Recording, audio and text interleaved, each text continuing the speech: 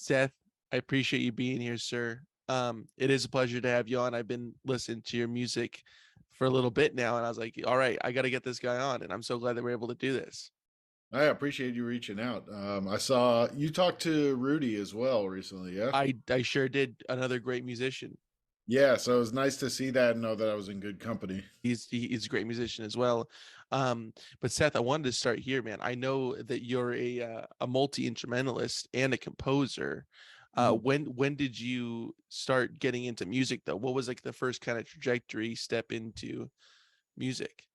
Um, I mean, taking it all the way back, it started with piano lessons when I was I think around second grade. My folks put me in piano lessons as a lot of my friends were as well. And, you know, kind of muscled through the rudiments and everything. But on my second, I went through a few different teachers. My second piano teacher introduced me to jazz, and he sort of started taking the building blocks that I had been working on and giving them a context in a style of music that was actually resonating with me. You know, take it beyond the hot cross buns and Three Blind Mice and all the basics. You know, he kind of, Classics, classics. yeah, all the hits, but he sort of, I don't know if he picked up on it or if he just sort of threw it out as an option and I went for it, but he started giving me jazz charts, just to find my way through, nothing fancy, but just giving, like I said, those building blocks a context and something that was a little hipper. Um, Fast forward in high school, I started playing guitar. I'd taken piano lessons for a while, but then sort of phased them out as life got busy. Um, Guitar took over, drums entered the equation, and then when I was in high school, Daptone started really coming to prominence. And growing up in New Jersey, I was fortunate to be in such close proximity to New York City and be able to go in and see all these Daptone bands, go to see Sharon Jones, go to see Antibalas. And when I started going to those shows, it gave me another new context. I was like, I could, some of my friends who were learning guitar, they probably wanted to be guitar gods. But then I was seeing these bands where the guitar was just a small piece in a big band that was making a big unified sound. And that really stuck with me and gave me the inspiration to try my hand at forming, a big band in the soul, funk, Afrobeat, and that spectrum. So, they're just over the course of learning the instruments that I play, there's been influences that come in and, they give all the hard work that I put in to just learn how to play them, give them a little bit more of a purpose or maybe a function that then further facilitates the work that I want to do with them. And just having the interest in in learning these instruments over time, it turned into me writing my own material. And then when I realized I didn't want to learn how to play a horn, I would reach out to my friends who did play horns and bring them into the fold. So it's really just been trial and error over time, finding things that are interesting to me and then seeing if I could pull them off myself. I mean, that's a good way to look at life. Anyways, it's like let's just see what sticks. We'll just try them all, and then just narrow it down to what fits this certain circumstance. Totally. Yeah, and then that's really the fun of it is that I never, even when my mind was being blown by these bands, I never looked at them like this is something unattainable. I always looked at these bands like I I fundamentally understand what's going on and I feel like I could do this. Because when you break it down into the individual pieces, there's nothing too crazy going on, but the fact that all these people are playing together and it feels so in sync, that felt like the magic to me that I wanted to achieve. So, once I was able to wrap my head around just the idea of communicating with that many people in a group it started to feel very attainable to have my own, gigantic band. Wow. It's a good way to look at it, just piece by piece, not as like a whole. It's like, all right, I'm just gonna attack that. You gotta kind of separate it into Yeah, some form. Yeah. really, I feel like that's the most challenging part about doing a band that size is you just have to be organized and you have to know how to communicate with people even if they play an instrument you don't. Just knowing enough to be able to speak their language to get your point across where they like even if you can't get all the way there, they know what you're trying to say. So, there's a lot to learn. Um but it also helps to be surrounded by people that are interested in making the project great, so they'll take notes and they will put their best foot in there. It's a good deal. Now, was funk and soul and those kind of genres big building blocks for you in your own taste within music? Yeah, for sure. I mean, again, like I had introductions to those styles of music before Daptone entered my world, but they were, I was listening to bands like Parliament and Ohio Players and I don't know, a lot of other classics, James Brown, listening to a lot of bands that I didn't have for the most part didn't have access to actually go see. So, in the headphones, I could tell that it was something that was interesting to me, but then it really solidified when I was able to see these, newer modern um torchbearers of the style. So, it gave as much as I could get from watching these crazy old videos of like Parliament Funkadelic shows with spaceships and whatnot, to actually be able to go and see and experience the sound of a large band playing funky music in the same room as me is what kind of drove it home. But yeah, just the feeling of that kind of music resonated with me, and it informed all the CDs that I was buying when I was a kid, and the way that my friends and I would interact when we were playing music together. I had a crew of friends that were all sort of heading down that similar path, so we were feeding each other new discoveries and trying to just explore and see what was out there. Very nice. When did you realize you wanted to try your hand at composing? When did that come into the picture? I think I always did. Like even when I was taking piano lessons, I would try to write little tunes here and there, and they usually were like half formed, but I could tell from a pretty early stage that I was interested in taking what I was learning and applying it to my own creative output. But in high school, when I was starting to get into playing in bands a bit, after I was, gained some confidence with my instrument, enough so to be able to come up with my own ideas.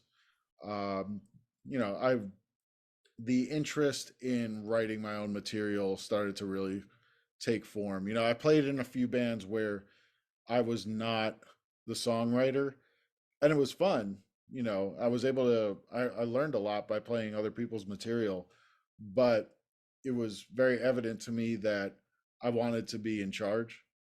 Um, so yeah, pretty much from the beginning of each of the instruments that I learned to play, I knew it was like, I want to learn enough to be able to make, you know, make my own voice heard through these instruments.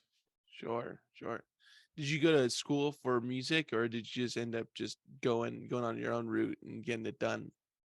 I did not go to school for music. I went to school for film, Oh, very nice.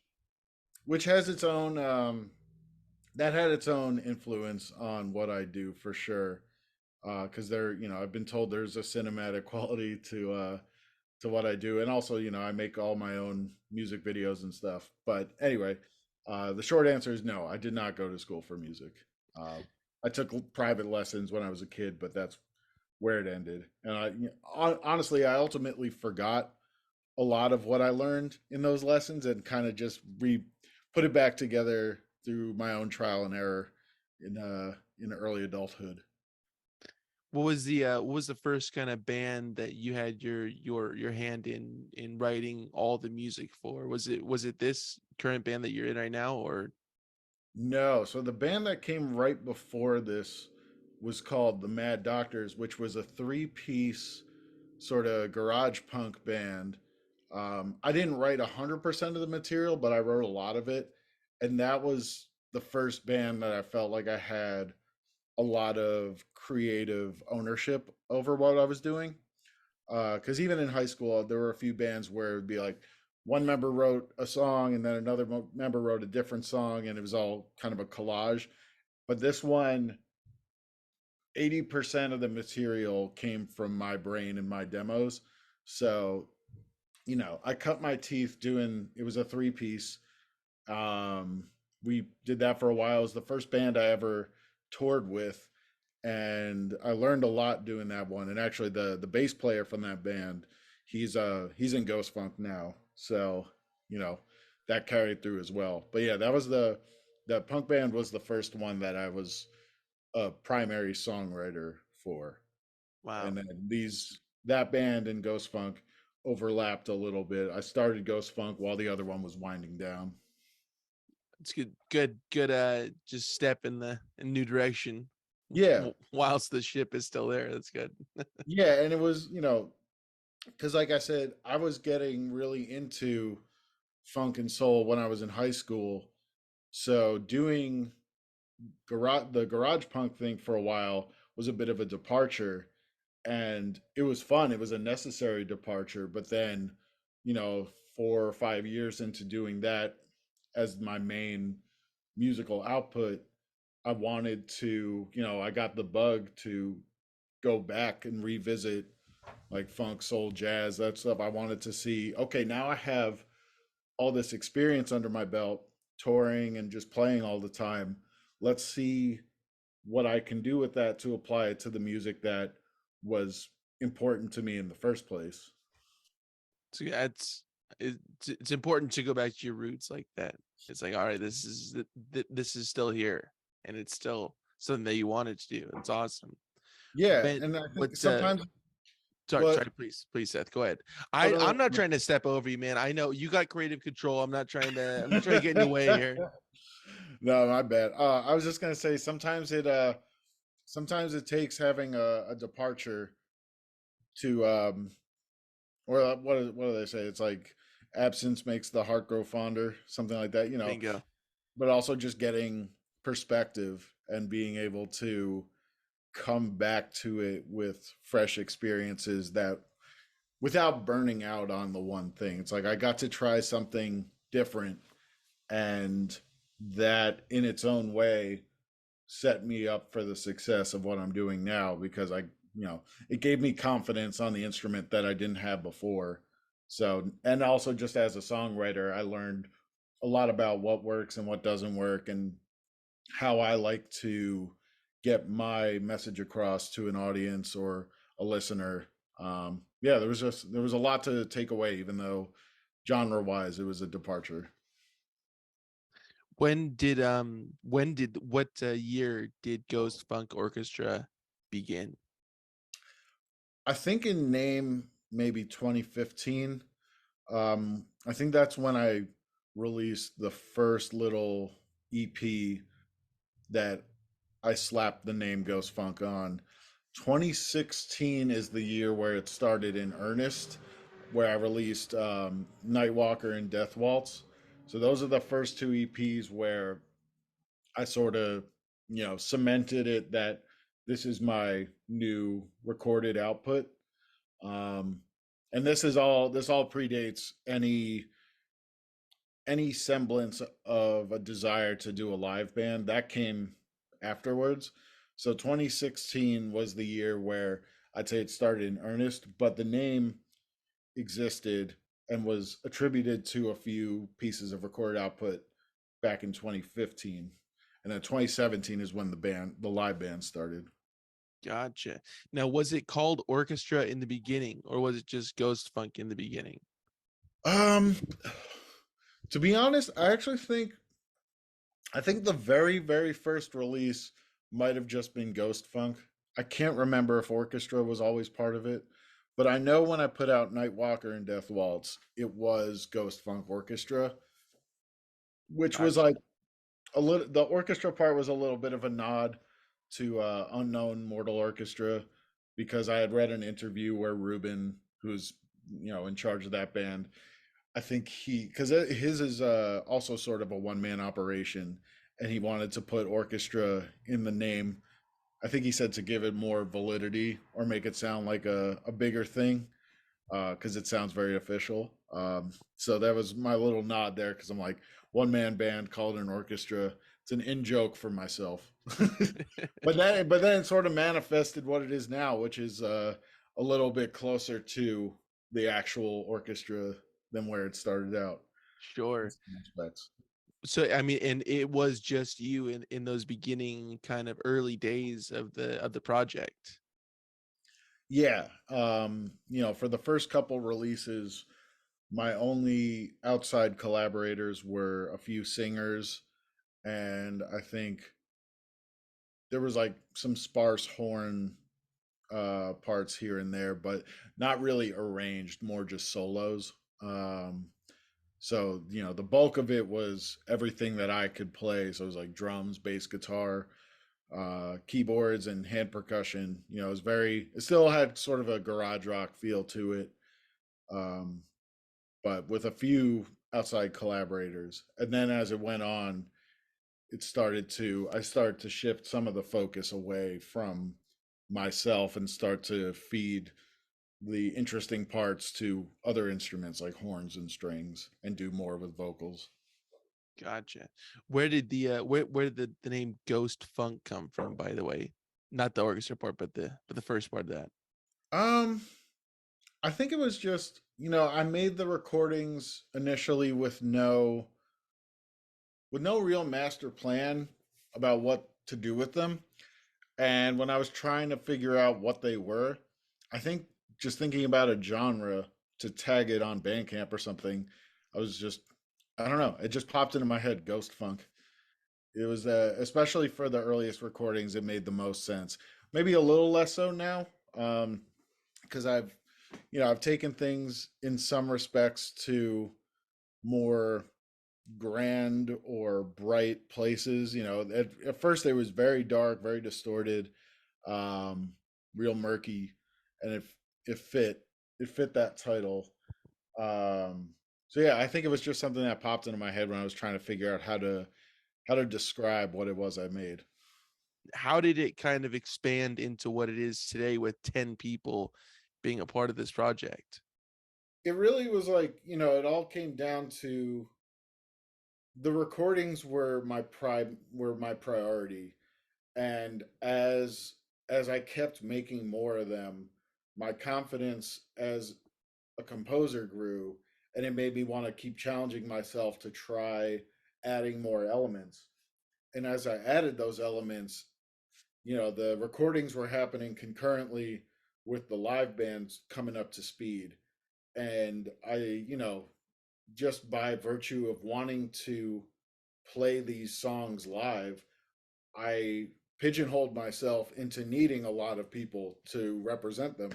So, it started out as an 8 piece, but it also the horn section is the part that grew the most and has gained the most prominence. As far as if you go back and listen to an early Ghost Funk recording like Nightwalker or Death Waltz, there's no horn section. There's just horns, like a horn here or there. But when we do it live, now the horns are like the showpiece. They're almost the main attraction. And that was something that happened totally naturally because I just started, once I knew I was going to have horns on stage for the whole show, I realized that I better give them something to do, even on songs that maybe didn't have horns in the beginning. So I started working on arranging for them and giving them elements of these old songs that maybe they could beef up. and it just kind of grew and grew and became more of a focus.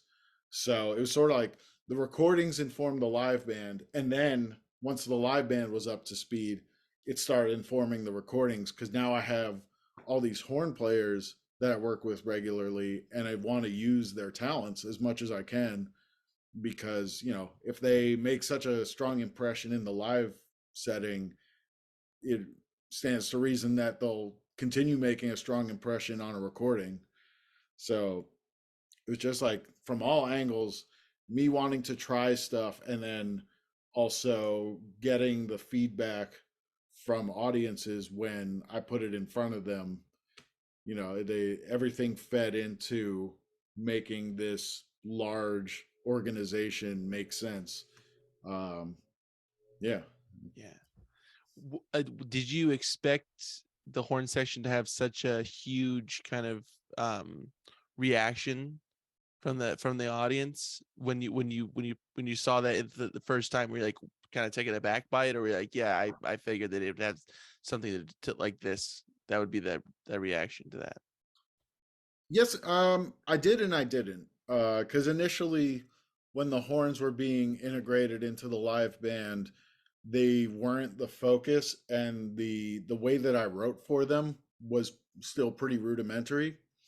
But as it became more of a focus, and as I started editing and rearranging and just beefing up their section, the live show turned into a totally different monster than what I thought it was going to be. And then, I started getting this feeling like I was starting to feel like I did when I would see Sharon Jones and the Dap Kings, and their horn section sounded big and triumphant. I was like, or Antibalas with an even bigger horn section. I started feeling like we have an opportunity to use the horns to elicit that the kind of reaction that I was getting when I was seeing these bands as a kid. So, it was like I said, it wasn't part of the plan from the beginning, but now I've put so much energy into the horn section because I know what power it can have in a live show. There's nothing that quite compares to hearing a horn section in sync live in a room. It's just it cuts through, and yeah, it's just sort of, I guess the short version is, initially I did not know it was going to have the reaction that it did, but it just, as it developed, it sort of changed the course of how I ran the band and how I prioritized the sections. Was it interesting for you to be an admirer of this kind of sound, and then to be a part of it, kind of taking the opposite approach and being a part of producing this sound and having that reaction that you used to have when going to these shows? Yeah, I mean, it's sort of, that fantasy I had when I was going out to see these bands, of like thinking to myself, I want to be part of this, and I think I can.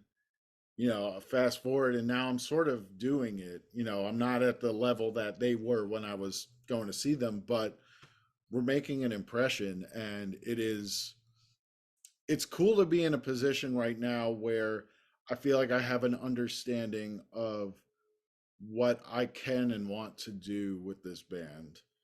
Like, a lot of things about it have revealed themselves, in part because we've been playing just a lot more than we used to. It used to be a very once in a while that we'd perform every once in a blue moon. It was sort of, it almost felt gimmicky, just the fact that it was like, hey, we got 1 million members. But now it makes sense. There's a purpose to having all these people on stage, and it all gels. So now that I have like a better understanding of what our strengths and weaknesses are, it's I feel like I'm in a good position to take it, keep moving it in the right direction, and make it really kind of a powerhouse live band. um and hopefully the kind of band that's received the way that I received those big bands when I was a kid. Like, I want people in the crowd to get the kind of reaction from what we do as what the kind of the feeling that I used to get. You know, it should be. I wanted to sort of inspire if somebody is open to that kind of experience. How did you go about filling out this 10-piece band? Was it like a difficult process to like, that person's not really gelling with this person, or this isn't sounding right? Was it like a process like that, or did it all kind of just formulate into something that was like, okay, this is what I was looking for the whole time? Um, I mean, we've had a little bit of turnover in members, but it wasn't because anybody didn't get along or didn't gel. You know, I've at this point I feel confident enough to be able to listen objectively to what we're doing and give notes to make it feel better and have everybody gel better. Um, but yeah, I mean the only reason that people have left or then new people join the band is usually because of life commitments. You know, as we've gotten more offers to do things, you know, obviously the commitment to rehearse and to travel and whatnot has gotten greater, and some people just weren't available for it. So that turns into, you know, more casual players get replaced by my other friends who are professional players who are in it. You know, like this is what they do. So they're more available, and maybe their skill set is a little bit more fine tuned to begin with just by virtue of how they prioritize it. But you know, it started out the when the live band started, I knew it was going to have to play catch up with the recordings because the recordings were what people knew, and they were, you know, because they liked the recordings, the fans were the ones that prompted me to even put together a band. I might not have done it on my own if they hadn't asked for it. So, you know, it took a lot of time and a lot of objective listening and trial and error to figure out how to make the live band make sense. And you know, thankfully everybody that I work with is very malleable, and they understand, especially now they understand their roles in this bigger organization. Everybody kind of knows how to fit together like puzzle pieces. Was that a really difficult kind of process within the first couple times you played with the 10-person kind of group here, that everybody's still trying to find their place, or was it pretty honed in at that point? You're like, yeah, yeah, I know where I need to fall back, or be brought up front, and et cetera, et cetera. I don't think it was difficult so much as it just, you know, it was a learning experience for me as a band leader to, because I'm still, you know, I'm part of the group, I'm performing and playing my instrument. And I think what it required of me was to just be confident enough in my own playing that I could almost remove myself. Like I don't want to say I go on autopilot, but I can sort of, I know what I'm playing and I don't have to think about it so hard that I can't shift my focus to what else is going on. And also, you know, at a lot of our early shows, I would pay the sound person to give me a recording from the board so that I have some sort of evidence of what happened and I could listen to it and make notes. Because sometimes it's hard to get the full picture when you're in the middle of it. So to get a recorded to get a recording of the shows was definitely paramount to me being able to make notes. Because obviously, you know, when you're recording, you can sit there all day and nitpick, but a show is in the moment, and you know, and now if we play a show, people will, you know, they'll take video and tag us, and I can watch that and sort of take notes. But you know, it was definitely invaluable for me to get these recordings so that I can get a sense for how we might be doing and know what to work on in rehearsals. Right. What is the major differences between what you were working on when it was just you back in 2014, 15-ish, and now? What is the key differences between those two kind of moments within this project? For one thing, I think the production is just cleaner. I was coming out of garage rock, so I still had my head in this sort of lo-fi, scuzzy world. And I've over time, not entirely, but I've mostly let go of that. Like I don't feel the need for things to be edgy or distorted because now, through all these experiences and all these trial and error and gaining confidence, I find myself I'm writing things that are more complex and would be better represented through clarity and clean recording and things like that. So I'm continuing to challenge myself. And also, now that the band is like such a tight unit and I know everybody's strengths, I can challenge them more. So I think at first I was playing it safe, but now I know that we can pull certain things off. So I'm trying to get more, not more complex for the sake of complexity, but I'm just trying to challenge myself and challenge my bandmates to do things that are a little further outside the box when it makes sense. Um, so yeah, it's like I'm taking the sound out of the dingy basement and polishing it up and just giving it more bells and whistles. The first recordings were very stripped down. These ones are a little more elaborate, and just trying to. I'm trying to not impose too many boundaries on myself. If I want to try something, I should try it. If it works, keep it, and if it doesn't, lose it. But everything is everything's available. There's no reason to not try something to at least see if it might work. Sure. Is that in that sense of like let's just try and let's just try different things? Has that always been a kind of universal thing within these couple of years that this group has been around? As you always tried to do it that way, like I'll just try this out. If it doesn't work, whatever, we'll scrap it. We'll work on something else.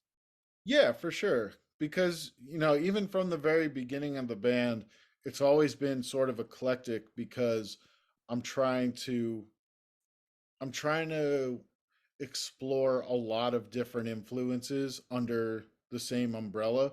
So there's always been a sense of me moving around and exploring different terrain and different vibes, different grooves. So I think that essence of it has always been around. It's become more expansive as I've gotten more confident with guiding the other sections and just knowing how to write pieces that use a lot of different elements and make them make sense together. Because now, when I started out, I was trying to emulate or at least take influence from bands that were a little smaller and were a little, just a tighter unit. And now I'm getting influenced by much larger bands and actual orchestras and things. So I want to try and make, like I said, taking it from basement funk into a much more expansive thing. And as far as the recordings are concerned, making the listening experience for the recordings into a wide universe and a deep universe, so that there's a lot of things that sort of necessitate further listening. You can listen once and miss something. So I like the idea of putting Easter eggs in there and just just exploring different ways to make sense of like the songs that come out of my brain. Seth, let me tell you, I can't wait until you go back to that kind of garage rock scene because you're gonna take all this big stuff and put it into that. That's what I'm expecting. Like the next few years, like, all right, back to the garage. We're gonna do it really polished up though. That's gonna be exciting. Yeah, I'm gonna I really actually look did forward to that. for actually it's funny you mentioned that because for fun earlier this year I made like a little five, I think it was 5 songs, sort of like an instrumental surf rock EP that like it did I did take a lot of the tricks that I learned through doing ghost funk stuff and applied it to that. It was actually I was really happy with the output of it. It's sort of buried in the internet, but maybe at one point I'll give it a little bit more of a proper release. But yeah, no, it is fun to have all these new ideas and new sounds in my back pocket for taking to, you know, the grungier, more aggressive genres. Did it surprise you how many kind of tricks that you were able to pull from this new kind of genre that you've been working on for a couple of years now and bring it to surf rock? Did that kind of blow your mind? Like, oh, this actually works in this capacity, in this capacity, in this capacity within this whole new genre that I haven't been working with. I mean, yes and no. And the reason I say no is because as much as Ghost Funk has strayed from rock, it still came from it. So, it stands to reason that since it's all still coming from me, all the stuff that is, my taste and things that I like to hear, it makes sense that they'll still work in context because whether I'm writing a rock song or writing a jazz song or something like that, there's always going to be some kind of crossover just because of, whether it's the chords that I like or the rhythms, like they're never going to be that far apart. So there's always going to be the ability to share some of these production tricks and tones and things like that. They're always going to make some kind of sense because it's still all coming from my brain. What is the writing process like for the band? Are you guys all getting together, or is everybody kind of bringing in some stuff that they've been thinking of? It all starts and ends with, well, it doesn't end, but it all starts with me. Seth, Like you're about to say it, man. I almost got you saying it. It ends with you. I mean, it kind of does because it's still like, I give the band notes to make sure that it sounds the way that I want it to sound.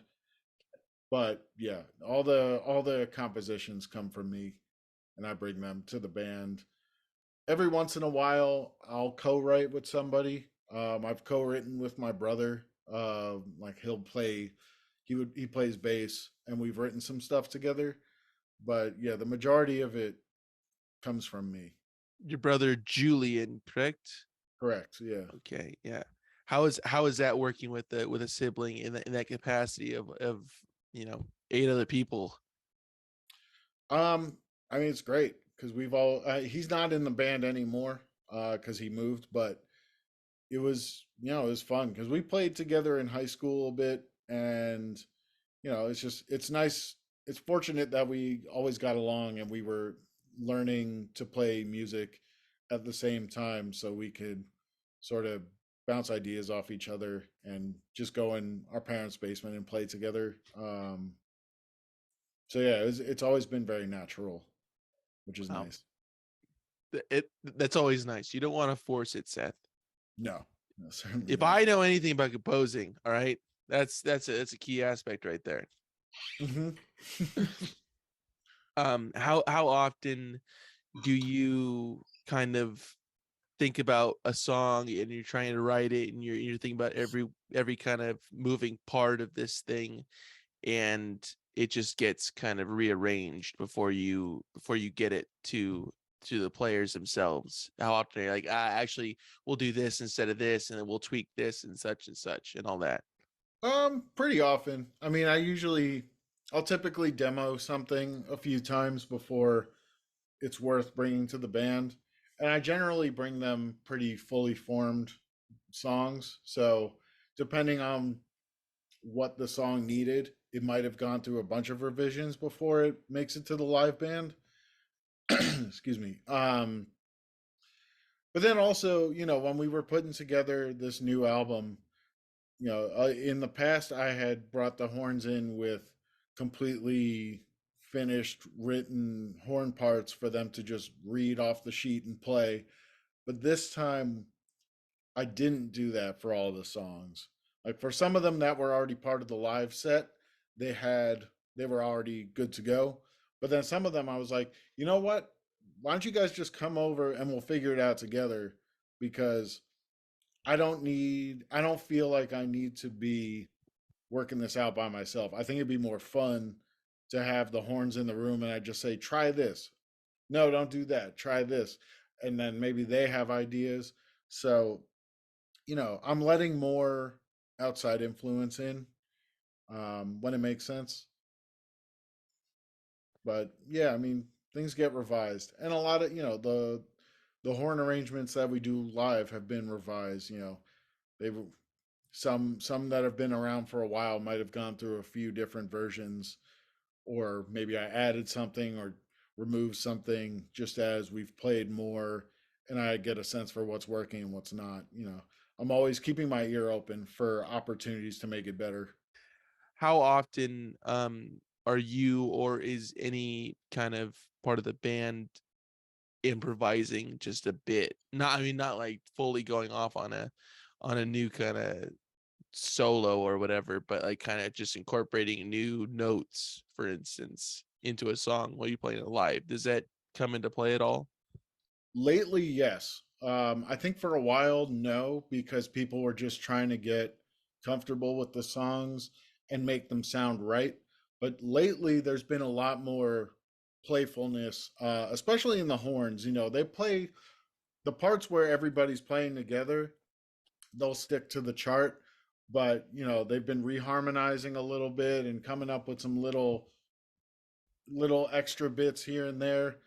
Um, which is honestly, it's exciting for me to be in charge of a band where people are feeling inspired enough to play around, and also feeling, now that we're comfortable with the material, that they feel like they can experiment and come up with some things that'll, I'm not a genius, I don't come up with everything, so it's nice to have other people in the band who are like, maybe they have an idea I wouldn't have thought of because it's coming from an instrument that I don't play. So, the best I can do is write for those instruments with sounds that come out of my piano.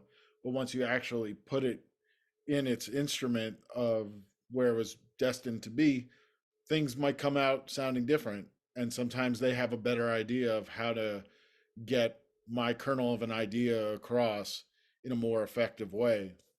So yeah, I'd say lately things are getting a little bit more fluid. It's still tight, but they're taking some of that confidence and some of that creative freedom and creative license to play around and come up with some new ideas. And you're not having it. No way. You say not in this band. You're not, right? You're like I Buddy Rich, right? You're just Oh, yeah, you're docking just their pay. what is the rehearsals like? Are you bringing everybody in at the same time, or are you working with separate people at separate times? Or I think that's only the two variations it could be. um, More so lately, I've been doing sectionals, just because of it's hard to pin everybody down to get in the same room together. The stars really have to align. So I do sectionals, and it's easier for me to make notes if I only have to focus on one section at a time. I'll work with the horns together, and then I'll work the rhythm section. I'll bring the vocals in, and we do it all together. But by the time we're rehearsing as a full unit, I've already made a lot of the notes that I would have had to make anyway. Um, so yeah, generally speaking, we do more sectionals, and then like in the immediate lead up to a big show, we'll all get together in the same room. But like, the rhythm section is the one that I rehearse the most because the horns can read; they can all sight read. So like, worst case scenario, they can just hop on stage, and with a little rehearsal, they'll be able to do the job. But the rhythm section is the one that I really have to like hammer out, make sure that we have a strong backbone. Crucial part of that. Now, when you guys are getting together, when the stars do align, like before a concert, like you were saying, where are you guys meeting up to do that? I mean, you guys kind of have to have a big space to be fitting in all these different all those people and and their instruments.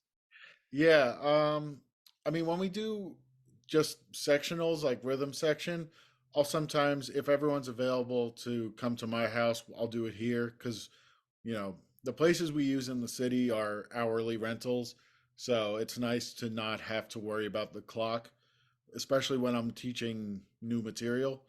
That might take some time for everyone to wrap their heads around, but there's hourly spaces in the city that will hit up, um, and they're big enough. They sometimes they get cramped depending on what's available, but we've uh we've made it work. What has been the hardest part of managing a band with so many moving parts, and everybody's doing, not their own thing, but all contributing to this one moving force? What is the most difficult part for you? Um, I don't know. I mean, at this point, I think I'm pretty good at staying organized, and initially it was just being able to have an answer for every question that someone might have about the material. But that's not so much of a problem anymore, just because I'm so used to leading these people and I know how to talk to them. Um, Honestly, I think the hardest part is just getting everyone's schedules to align. You know, like just scheduling is the trickiest part, but we uh we do the best we can. But everybody does work on their own too. So it's not like if we miss a rehearsal we're sunk. But obviously more practice time makes better.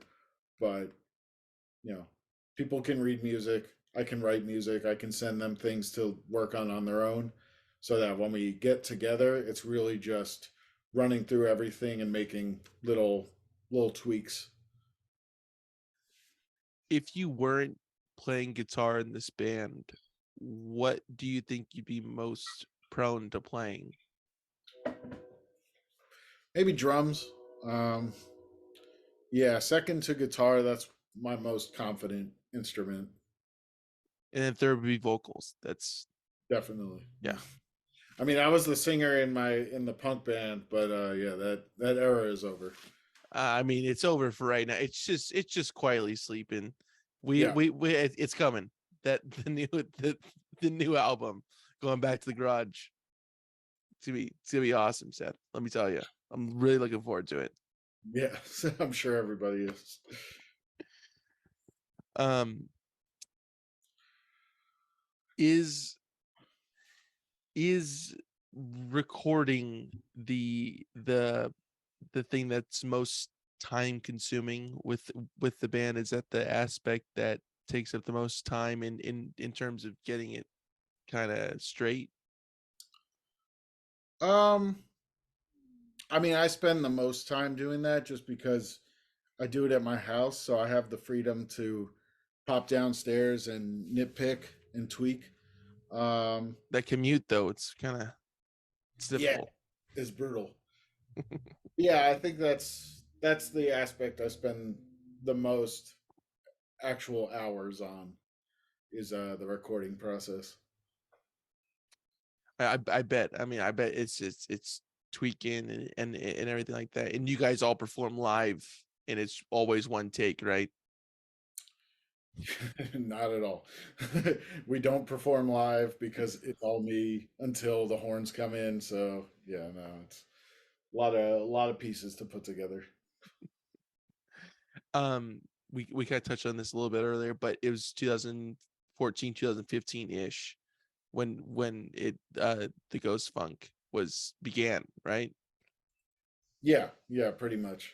How many releases has there been up until the most recent one since then to Um, now? of the first one was the Haunt. So it's the Haunt, Nightwalker, Death Waltz, Something Evil, Song for Paul, Ode to Escapism.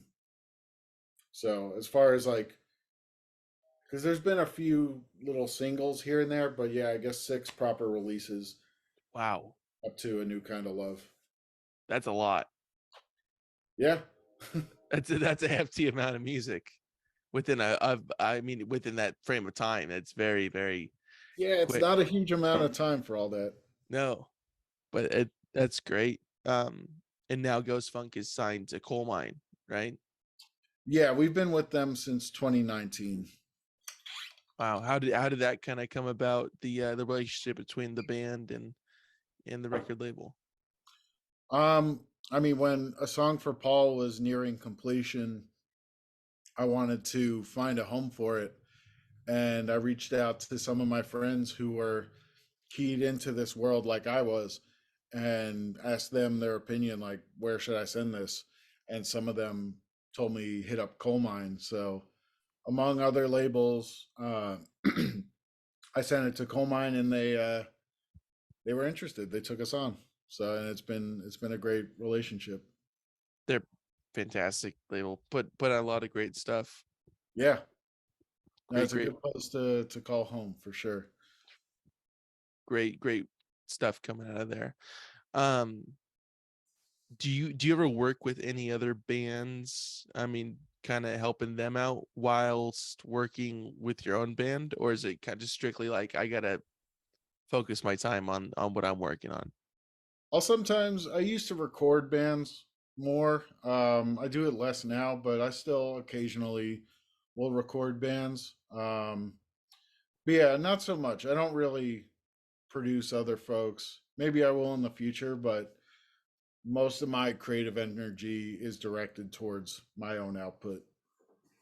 Gotcha. What is the best part of performing live with the band in your eyes? Just getting a good crowd reaction, getting people to dance. That's that feels good. That makes it feel like we're doing a good job when the crowd is acting rowdy and having a good time. So dance, those of you who are listening that are gonna go see him, please Yes, please.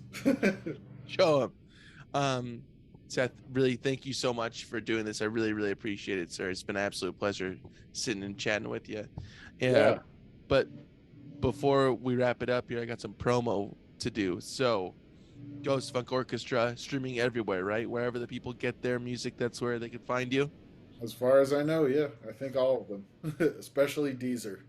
All right. Well, there you go. That's the first place. That's the first place you check, and then if you have any alternatives, then go your other places.